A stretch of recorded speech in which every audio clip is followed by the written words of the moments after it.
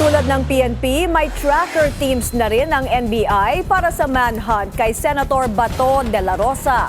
Babala ng NBI sa senador, you can never escape the law.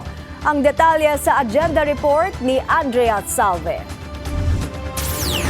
Nagtalaga na ang National Bureau of Investigation ng grupong tututok sa paghahanap kay Senator Bato de la Rosa na tinawag ng fugitive ng Department of Justice.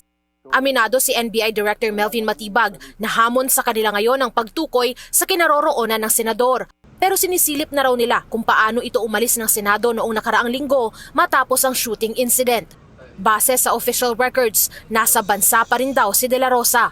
If there's an ongoing actions that we are undertaking, of course, there's a dedicated teams to look after him.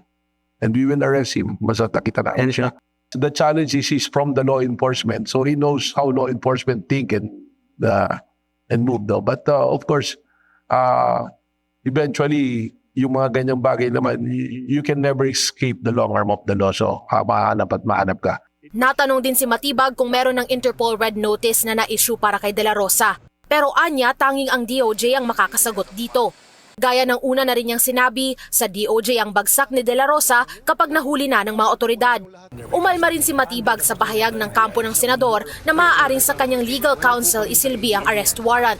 Ngayon lang ako nakarinig ng ganun. Unless yung abogado, siya yung aaresto at willing magpakulong, pwede yun. Pero no, because the warrant should be served personally. That is under the rules of court. Kasunod ng hudyat mula sa DOJ na enforceable na ang ICC warrant, ani Matibag, wala nang makapipigil sa napipintong pag-aresto kay Senator Bato. Positibo rin silang kalaunan ay mahahanap ito at mahuhuli. Umapela rin si Matibag sa publiko na makipagtulungan sa mga otoridad para mahanap ang tumakas na senador.